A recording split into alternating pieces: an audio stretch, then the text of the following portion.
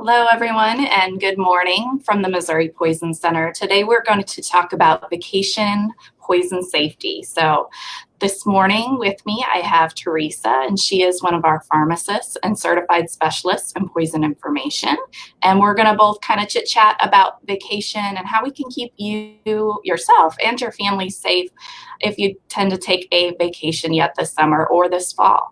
So, let's jump into it with our first topic, which is medicine. And so lots of people, including, myself, my kids, they're on medication, and we need to really keep those medicines safe and put away when we're on our trip, especially if we're outside of our routine. There's more risk of potential poisoning or somebody getting into them. So when you're packing, you need to actually pack more than you intend to stay, just in case of travel delays or lost luggage. And we also encourage any medicine to be packed in on carry-on luggage, just for that circumstance your bag does get lost or misplaced. And then it's best to keep all those medicines in their original containers. It's important because it prevents taking the wrong medication. It's also necessary to pass through airport security or border crossing. So it's really important to keep those medicines in their original containers during travel. And then it's also important before you travel and as you're packing to kind of have an accurate count of what your medicine is. So know you have 10 of these or 20 of these types of medicines, because that'll help you determine if there is any, overdose when somebody like a child or somebody else may accidentally take it. You kind of can count backwards and figure out the difference. And then if you're traveling internationally or through lots of time zones, it's also important to think about that the times when you take your medicine is going to be different. So if that is going to be quite a difference in terms of time zones, it's important to talk with your doctor or pharmacist before travel to make sure that you, take it at the correct time. And then when you get to your destination, you're at that hotel or location, you want to make sure that your medicine is climate controlled. If you're traveling somewhere warm or very cold, you want to make sure that the medicine is kind of kept at room temperature and not to the extreme. And then keep the medicine out of your luggage. What's really kind of handy in a lot of places, especially like hotels, they have those safes for your personal belongings. You can keep your medicine in there as kind of a safeguard, especially if you have young children in the same room with you, because those rooms get tight and, kids are exploring and, kind of getting into things in this tight and confined area. And so often we see kids getting into medicine during travel, like in a hotel room. And then if you are visiting with others, staying in their home, especially grandparents or older adults, we want to make sure we take note of any medication that they may have out, especially pill boxes or pill planners, as you see there on the screen. Those are prime for children, opening them and getting almost a week's worth of medicine pretty quick and easy. So it's important to make sure you talk with other adults in the home to keep those put away, especially if they're not used to having young visitors in the home. So moving on from medicine, we're going to also talk about some other things that you may encounter on vacation and even at home here with the hot weather we're having. And sunscreen is one that we hear a lot about in terms of poison and poison prevention. They're usually only eaten in small amounts because it doesn't taste good, has that nice smell, tropical smell, but it doesn't have a pleasant taste. So kids aren't typically eating a lot of it. And if we see symptoms, it's pretty minimal, like a little bit of vomiting or upset stomach. But when you use your sunscreen, you want to make sure you apply it to any exposed areas of the body, and including, in your hairline and even on your lips. There are certain sunscreens or lip balms that protect those sensitive areas. And then it's good to check the expiration date before use. They are typically effective or within the date for about 3 years. So from summer to summer, you may not realize that they have expired. It's important to check that. And then a lot of people are sensitive to the different oils and fragrances, the different things in sunscreen. So some people do get a skin reaction. So it's important to kind of check those out and make sure you're using what's best for you.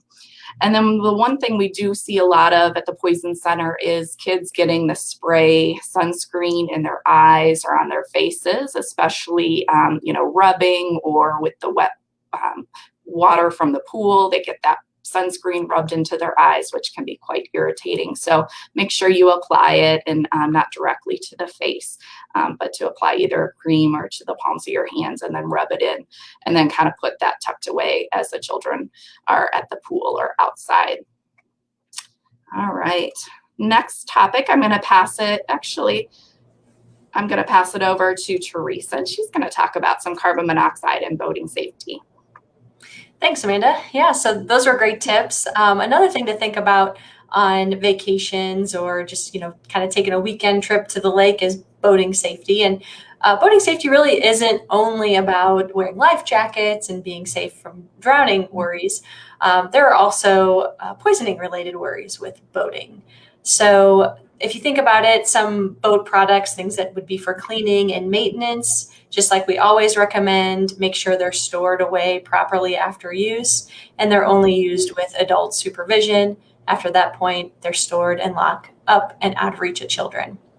And then the other thing to think about with boating is, they're gasoline-powered engines. And so when you have gasoline-powered engine in a boat, just like you do in a car, or if there's any onboard generators, those have the potential to produce carbon monoxide, which is a colorless and odorless gas, really that can poison or kill someone very quickly if you breathe too much of it. And so we always think about carbon monoxide safety in the winter, but it may not be something that we think about with boating. But because it is a gasoline-powered engine, that risk is there. So there are a few tips to keep safe from the carbon monoxide that is produced by the boat.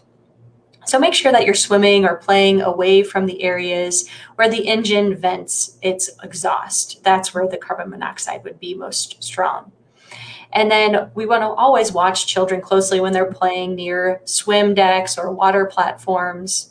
It's important to never block the exhaust outlets. Blocking the outlets can allow that carbon monoxide to build up, and that would be dangerous. It can build up in the cabin or the cockpit areas, even when the hatches, windows, portholes, and doors are closed. So that would be a danger if it starts to build up into those areas. And remember, it's colorless and odorless, so you may not even realize it. And then the other tip is to dock or beach or to anchor at least 20 feet from the nearest boat that's running a generator or an engine, because the exhaust from a nearby boat or vessel can send carbon monoxide into the cabin or to the cockpit of the boat, and that would put you at risk for a carbon monoxide poisoning. So those are some key tips to remember about being safe with boating, that's not just related to wearing life jackets and things like that, directly related to poisonings. Another thing kind of related to water activities would be this blue-green algae that we can sometimes see. And so vacationing near water is a lot of fun, of course. It's very common in the summers because we want to cool off in the water. It could be present in a fresh lake water or in a river. And the way that you recognize it is this kind of blue-green color.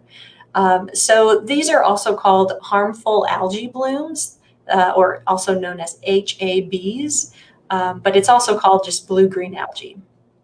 And they prefer warm, calm, sunny weather with water temperatures that average about 75 degrees Fahrenheit. And they usually, because of those conditions, it's usually in the summer or in the early fall. It can occur at other times of the year, depending on the conditions, but that's when it's most common, in the summer and the early fall. The reason why they turn this color is because this algae has what's called cyanobacteria. And that is what can sicken people through the toxic substance that it produces. So it's called cyanotoxins. And that is why people can get sick when you're swimming or ingesting any of this water that might contain these toxins. Now, one thing is that it does make the water look like pea soup. And so it's kind of green and slimy and foul smelling. So that's kind of an indication to us that, okay, this is probably not safe to swim in. So that's one good thing. It sort of keeps us out because of the way it looks. And so that's how you can recognize it, and you would avoid swimming and playing in that area. Now, keep in mind, though, that high-speed water activities through this type of algae would also pose the possibility of a problem, because the water could splash into the face and the eyes and to the mouth. So we really want to avoid getting any of the algae, the contaminated water, into our eyes, nose, or mouth. If you do get exposed, the things that can happen, the symptoms that might occur, would be like a rash or itching, headache, vomiting, and diarrhea. Those can develop within hours of the exposure. Any more symptoms, any severe symptoms that would require a hospital or something like that, that's rare, but children are most at risk.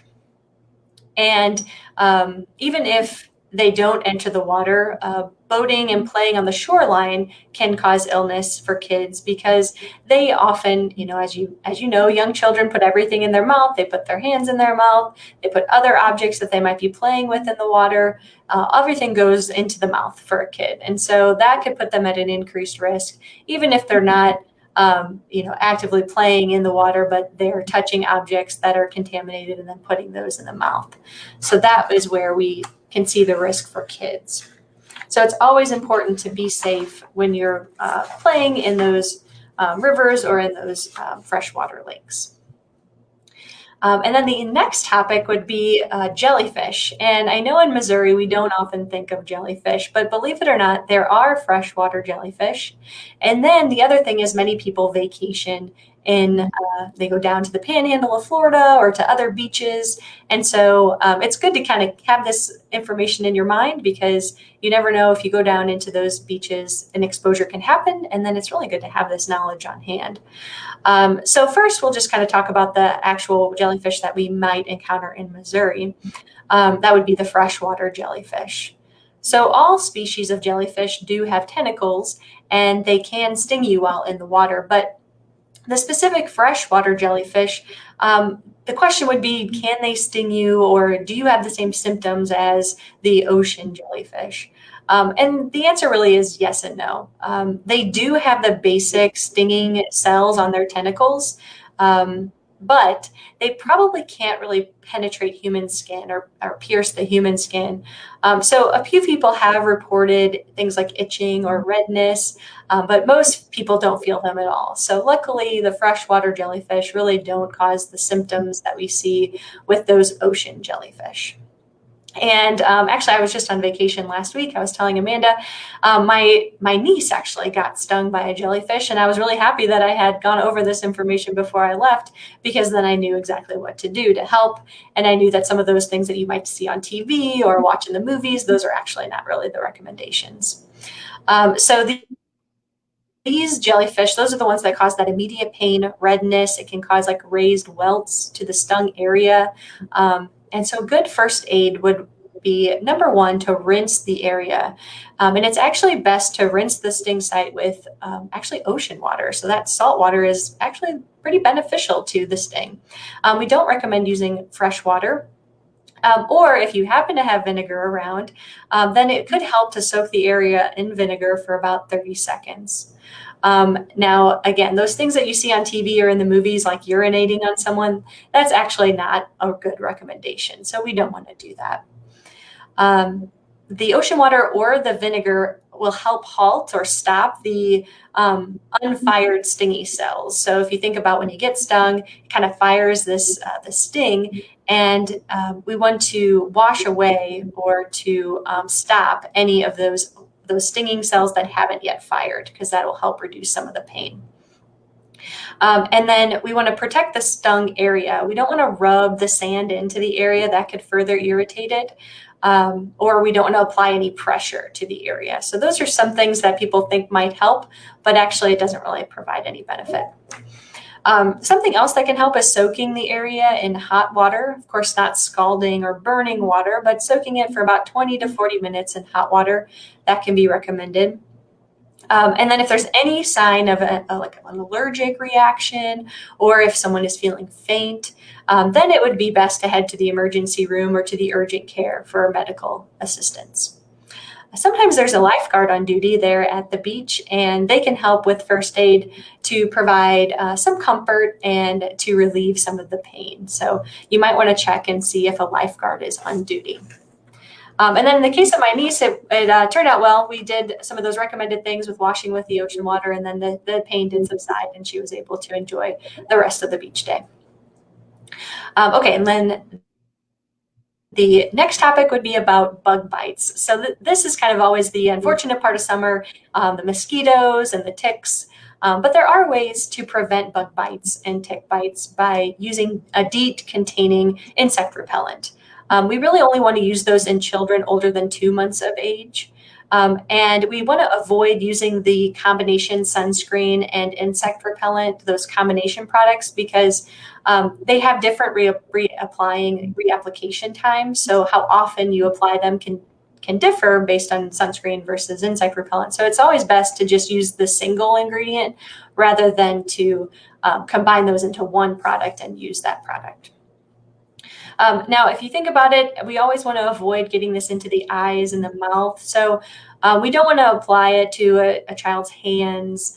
We don't want to get it into their eyes or to their mouth. So for the spray, when you were putting it on the face, put it into your hand first and then apply it to the child's face rather than spraying their face, because that would, of course, put them at risk of getting it into their eyes and into their mouth. Other tips would be to wear long sleeves, long pants, and light colored clothing. That helps to prevent insect bites and tick bites. There's also clothes that are treated with permethrin, it's called, and that could be an extra precaution against ticks if you're going on long hikes through the woods.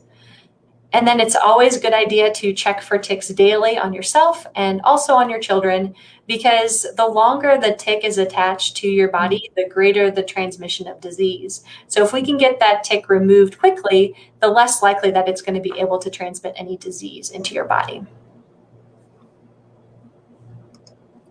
Thank you very much for those great tips, Teresa. We appreciate your time. And additionally, one very important tip we want everyone to be aware of is to pack the Poison Center number in your phone. Actually, take out your cell phone, and I would encourage you right now to save it as a contact in your phone. Our number is 1-800-222-1222.